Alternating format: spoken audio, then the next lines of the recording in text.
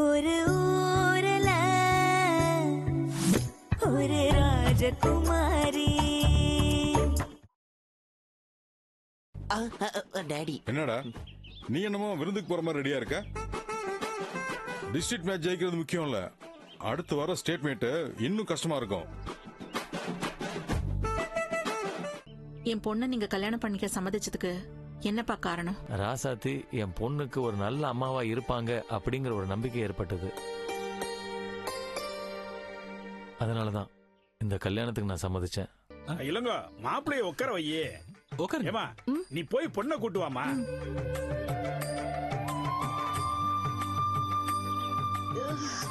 ரசதி நேரமாச்சு, வா வா வா. என்ன ஆச்சு? அண்ணி மூச்சு விட முடியல, கொஞ்சம் இந்த பேண்டேஜ் அவுத்து விடுறீங்களா? இது பாரு ராசாத்தி, எல்லாம் இன்னும் கொஞ்ச நேரத்துக்கு தான், பொறுத்துக்கோ. மாப்பிள்ளை வீட்டுக்காரங்க ஃபங்க்ஷன் முடிஞ்சு போனதுக்கு அப்புறம் நானே அவுத்து விட்டுடுறேன். அண்ணி அது வரைக்கும் என்னால பேண்டேஜோட இருக்க முடியாது அண்ணி. ஏன் இருக்க முடியாது? நான் தான் கூட இருக்கேன்ல, நான் பாத்துக்கிறேன். கொஞ்சம் சிரிச்சுக்கோயேன். சிரி. வா.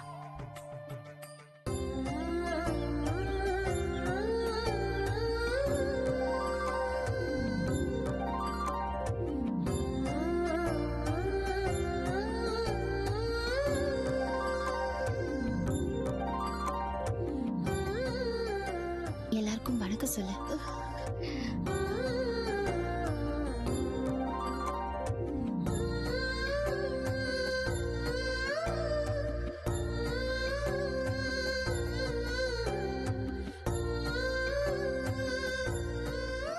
மங்கை, என்ன பாத்துக்கிட்டு இருக்க? கொண்டு வந்த மாலைய எடுத்து கொடு.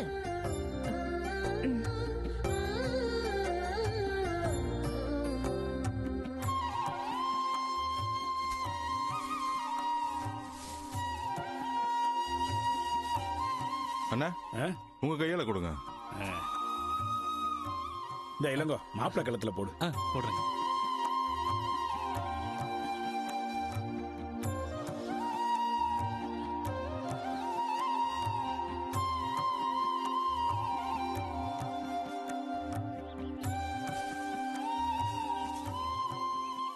ஒரு நிமிஷம்.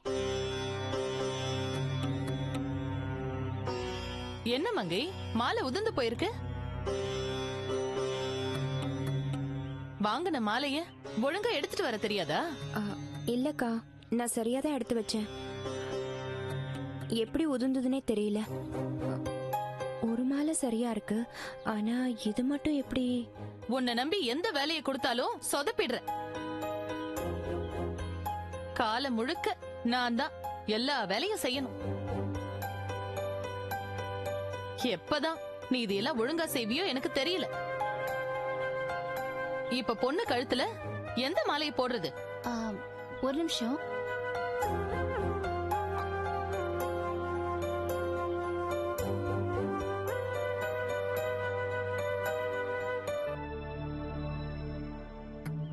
இந்த மாலையை கொடுத்துடலாம். அவசரத்துக்கு தப்பு இல்ல. சாமி படத்துக்கு போடுறதுக்காக வச்சிருந்த மாலை தான். இத போடுறதுனால தப்பு இல்ல. இந்தாங்க. இத கொடுங்கண்ணே. சங்கரே பொண்ணு கழுத்துல போடுப்பா.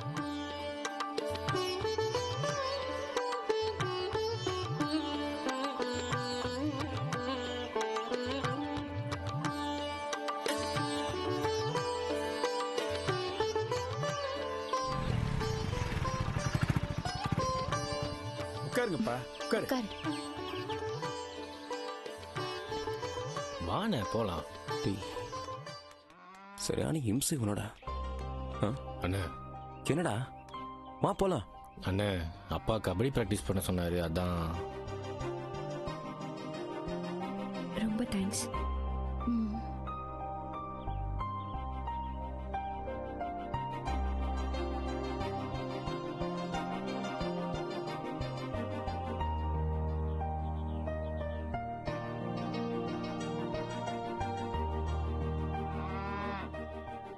ஏய் நீங்க எங்கடா இங்க பிராக்டிஸ் பண்ற விட்டு இங்க எதுக்கு வந்தீங்க? இல்லப்பா, தீக்ஷி இந்த கேமராவை மறந்து வச்சுட்டு வந்துட்டாங்க. அதான் கொடுத்துட்டு போலான்னு வந்தோம். அவங்க டாக்குமெண்ட் எடுக்கிறது மிஸ் ஆகக்கூடாதுல்ல. சரி சரி, கேமரா கொண்டு போய் கொடுத்துட்டு ஒழுங்கா பிராக்டிஸை கண்டினியூ பண்ணுங்க. சரி சரிப்பா.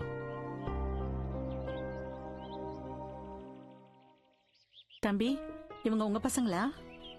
ஆமா, இது அண்ணன் பையன் குமரன், இது என் பையன் இனியன். ஆசீர்வாதம் பண்ணி மாட்டி. நல்லா இருங்கப்பா. பிராக்டிஸ்க்கு போகணும் அப்பா சொல்லிட்டாரு.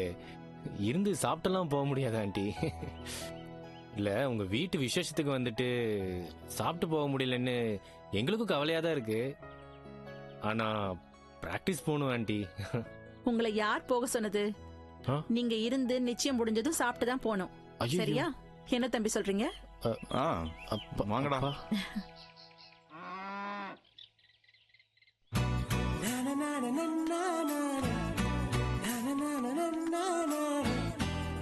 எல்லாரும் வந்துட்டு இருக்காங்க பாரு.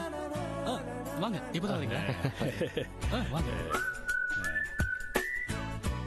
ஐயா, ஆரம்பிச்சலாமாங்க?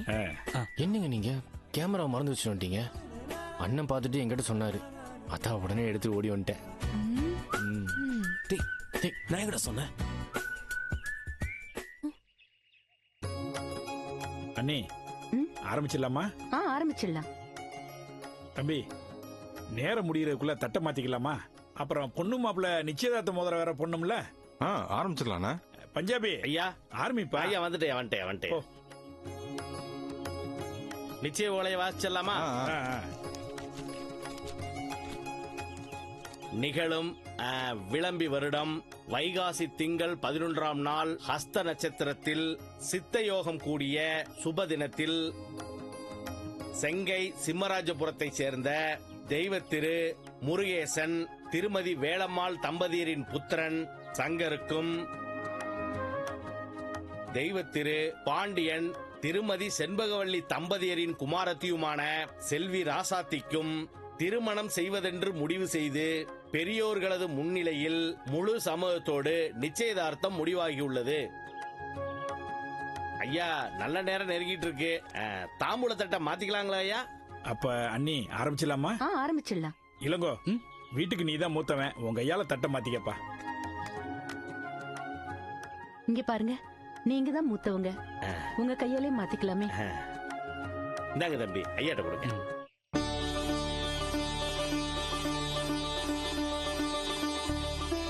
ஐயா இந்தாங்க, மாப்பிள்ளை வீட்டு சார்பா தம்பி கிட்ட நீங்க கொடுங்க. இந்தாப்பா. அட, நம்மால ராசாத்தி வீட்டுக்கு வந்திருக்காரு. இந்தாப்பா மோதிரம். சங்கர்கிட்ட கொடுத்து ராசாத்திக்கு போட சொல்லு.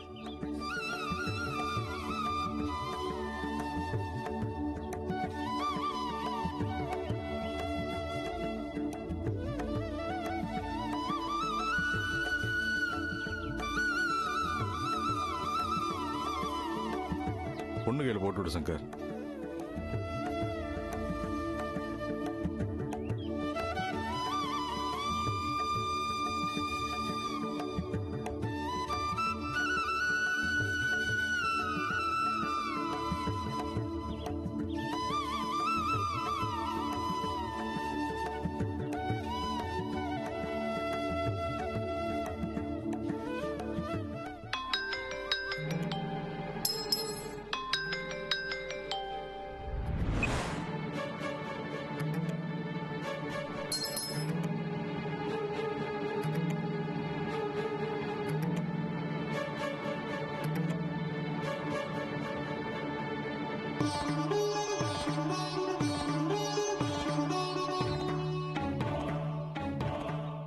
என்னாச்சு? என்னங்க கன்ஃபார்மா தெரியுமா? எங்க மோதிரத்தை போட்டுட்டு அப்புறம் பேசலாமே. இல்லங்க, முக்கியமான கால் இது. ப்ளீஸ் சொல்லுங்க.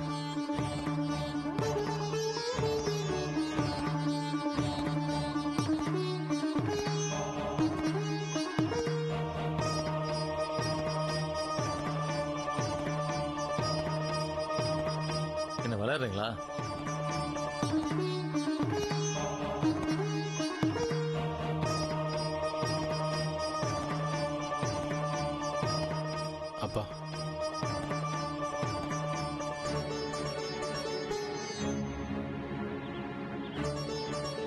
என்னங்க சொல்றீங்க?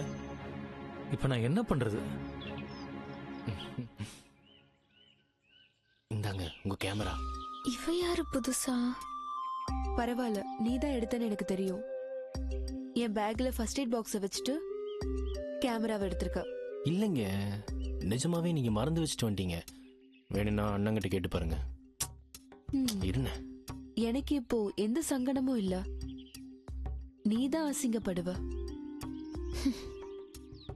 நீ தடுமாறுதலே புரியுது. நீ தான் இந்த வேலையை செஞ்சிருக்கன்னு. இங்க பாரு, இதெல்லாம் நடக்கும்போது ஃப்ரெண்ட்ஷிப்போட வேல்யூ குறையுது. நான் எப்பவுமே ஃப்ரெண்ட்ஷிப்க்கு மரியாதை கொடுக்கறவ. இப்போவும் நம்ம ஃப்ரெண்ட்ஸ், ஓகேவா? இப்ப ஃப்ரெண்ட்ஷிப், கொஞ்ச நாளைக்கு அப்புறம் என் காதலை புரிஞ்சுக்கிட்டு நீயே என்ன ஏத்துக்குவ. அதுக்கு இது அட்வான்ஸ் ஏத்துக்கிறேன். Excuse me.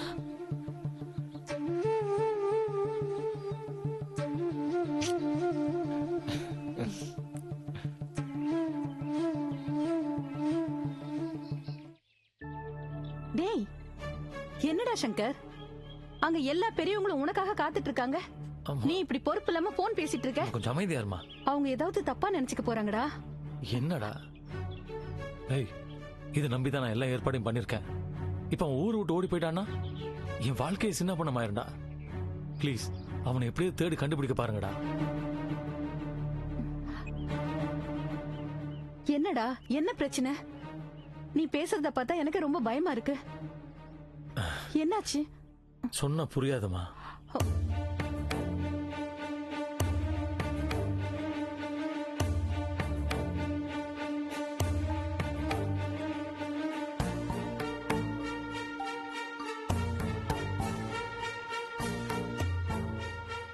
என்னப்பா சங்கர், இந்த மாதிரி முக்கியமான நேரத்துல போன் பேச போயிட்ட?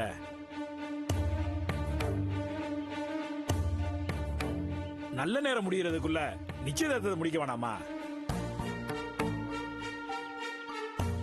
என்ன சங்கர் அப்படி நின்னுட்ட? முதல்ல பொண்ணுக்கு மோதிரத்தை போட்டு விடு, மற்றதெல்லாம் அப்புறம் பேசிக்கலாம். தப்பா நினைச்சுக்காதுங்க.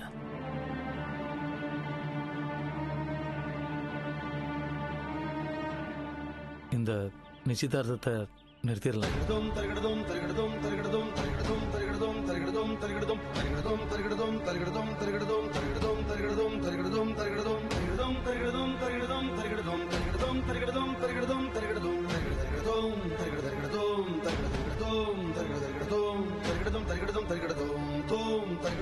என்னப்பா இப்ப வந்து இப்படி சொல்ற? உன்னை கேட்டு தானே நிச்சயத்துக்கு ஏற்பாடு பண்ண.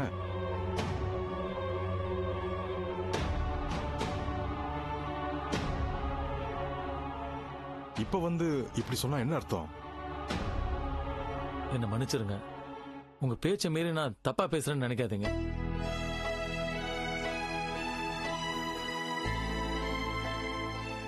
நானும் நீங்க சொன்ன உடனே உங்க பேச்சை மீற முடியாம இந்த கல்யாணத்துக்கு சம்மதிக்கல.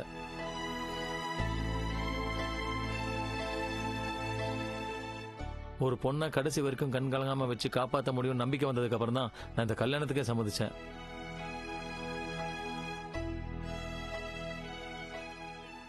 ஆனா இப்ப என் நிலைமை அப்படி இல்லை ஐயா. அப்படி என்ன உன் நிலைமை தடுமாறி போச்சு?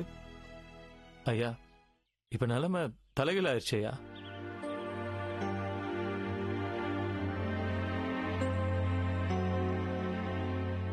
முன்னால என் தொழில் நல்லா இருந்தது, ஆனா இப்ப அப்படி இல்லையா.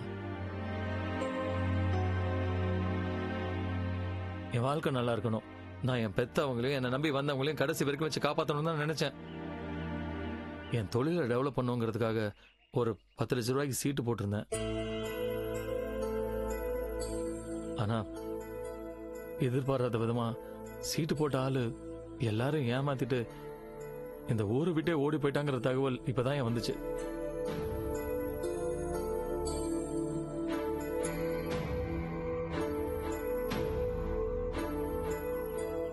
ஏற்கனவே நான் நம்பி இருக்கிறவங்களை எப்படி காப்பாத்துறதுன்னு தெரியாம முழிச்சிட்டு இருக்கிற இந்த நேரத்துல இன்னொரு பொண்ணையும் என் வாழ்க்கையில நினைச்சுக்கிறதுக்கு எப்படி முடியும்? நீங்களே சொல்லுங்க ஐயா.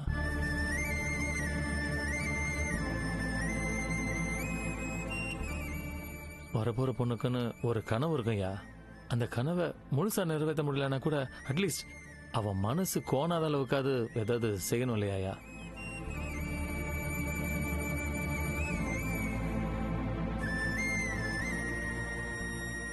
இப்போ அந்த நிலைமையில் இல்லாதனால எப்படியா எனக்கு இந்த கல்யாணம் வேணாயா?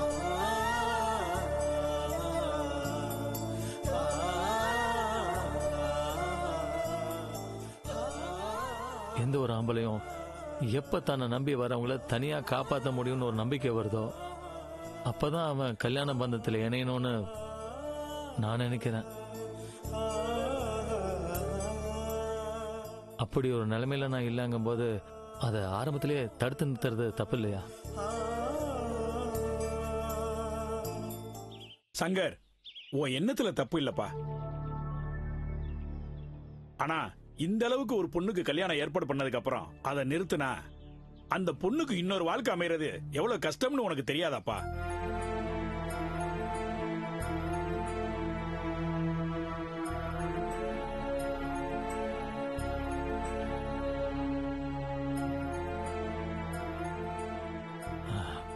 ஐயா, சேர்ந்து வாழ்நாள் பூரா கஷ்டப்படுறதுக்கு சந்தோஷமா வாழ முடியாதுன்னு தெரியும் போதே அப்படி ஒரு சம்பந்தம் ஏற்படாம இருக்கிறதே அது எல்லாருக்குமே நல்லதானே ஐயா?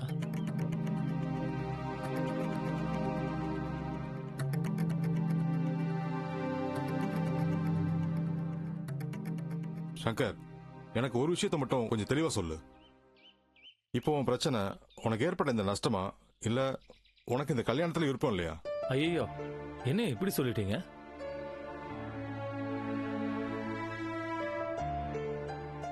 சந்தோஷமான வாழ்க்கையை ஆரம்பிக்கணும்னு தான் நான் கல்யாணத்துக்கு சம்மதிச்சேன். ஆனா வாழ்நாள் பூரா சங்கடப்படுவேன்னு தெரிஞ்சனால தான் இப்ப இந்த கல்யாணத்தை வேண்டாங்கிறேன். மற்றபடி வேற எதுவுமே இல்லையா? அப்போ என் வார்த்தை மேல உனக்கு நம்பிக்கை இல்லாம போச்சா? எதுக்கும் கவலைப்படாம இந்த கல்யாணத்துக்கு ஒத்துக்கப்பா.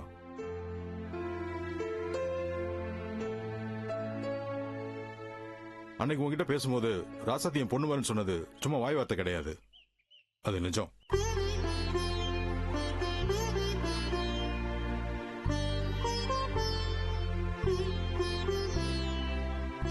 அப்ப என் பொண்ணுக்கு ஒரு கல்யாணம் பண்ணும்போது என் பொண்ணை வெறுங்கையோட அனுப்புவேன்.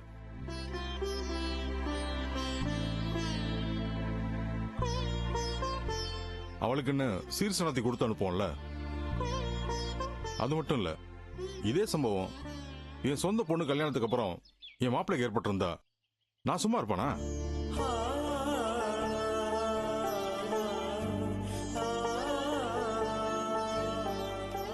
அப்ப உங்க வாழ்க்கை மறுபடியும் சந்தோஷமா ஆரம்பிக்கிறதுக்கு ஒரு அப்பாவா நான் கை கொடுப்பேன்ல. அந்த மாதிரிதான் இப்ப நான் சொல்றதை எடுத்துக்க. இங்க பாரு, ராசாத்தியும் என் பொண்ணுதான்.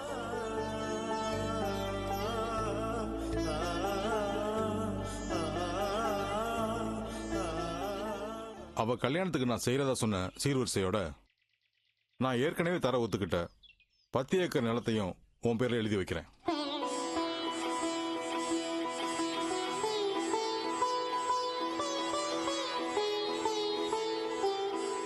அதை வச்சு வாழ்க்கையை சந்தோஷமா ஆரம்பிங்க.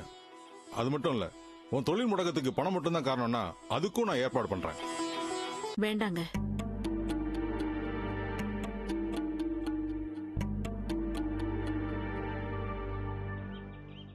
அப்படி 10 ஏக்கர் நிலம் கொடுத்துதான் என் பொண்ணு கல்யாணம் நடக்கணும்னா இந்த கல்யாணம் நடக்கவே வேண்டாம்.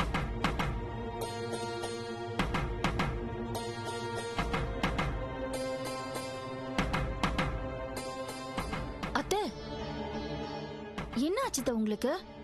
நம்ம நிலைமையை தெரிஞ்சுக்கிட்டு ஒரு பெரிய மனுஷன் தன்னோட சொத்துல இருந்து நிலத்தை கொடுத்து நம்ம வீட்டு பொண்ணுக்கு கல்யாணத்தை முடிச்சு வைக்கிறேன்னு சொல்லும்போது ஏன் அதை வேணாங்கிறீங்க? இல்ல பொன்னி, நம்ம நிலைமைய புரிஞ்சுக்கிட்டு நம்மளால செய்ய முடிஞ்சதுதான் நம்ம செய்ய முடியும்.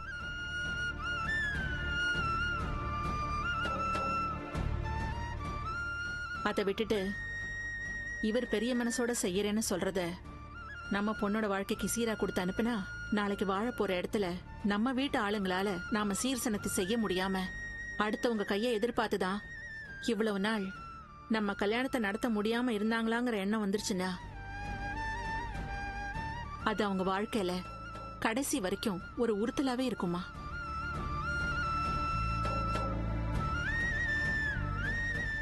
ஒருவேளை இவளுக்கு அப்படி ஒரு எண்ணம் வராம போனா கூட பெத்த பொண்ணுக்கு நல்லபடியா கல்யாணம் பண்ணி வைக்க முடியாத பாவி ஆயிட்டேனேங்கிற மன உறுத்தல் என்ன நிம்மதியா சாக விடாது.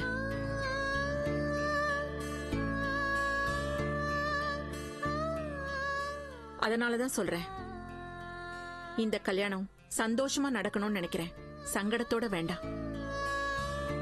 என்னடா பொண்ணை பெத்தவ இப்படி பேசுறாளேன்னு யாரும் தப்பா நினைச்சுக்காதீங்க. கரெக்ட், நீங்க சொல்றது உண்மைதான். இவங்களுக்கு மட்டும் இல்ல, எனக்கும் அதான் சரின்னு படுது.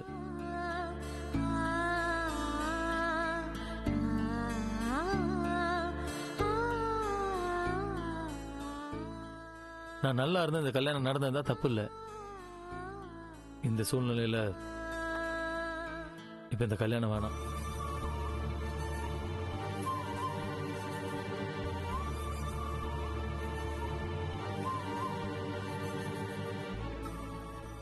கொஞ்ச நேரத்துக்கு முன்னால வரைக்கும் ஒரு குடும்பத்தை நல்லபடியா நடத்த முடியுங்கிற நிலைமையில தான் நான் இருந்தேன். அந்த நிலைமையில அன்னைக்கு நீங்க செய்யறேன்னு சொன்னது உங்க பொண்ணுக்கு நீங்க செய்யற சீரா என் மனசுக்கு பட்டுச்சு. ஆனா இப்போ நொடிஞ்சு போய் அடுத்து என்ன செய்ய போறேன்னு தெரியாத ஒரு சூழல்ல இருக்கிறப்போ நீங்க சொல்றதுக்கு ஒத்துக்கிட்டு நான் இந்த கல்யாணத்துக்கு சம்மதிச்சேன்னா எனக்கும் வாழ்நாள் பூரா சொத்துக்கு ஆசைப்பட்டு தான் இந்த கல்யாணத்துக்கு சம்மதிச்சாங்கிற உறுத்தல் இருந்துட்டே இருக்கும்.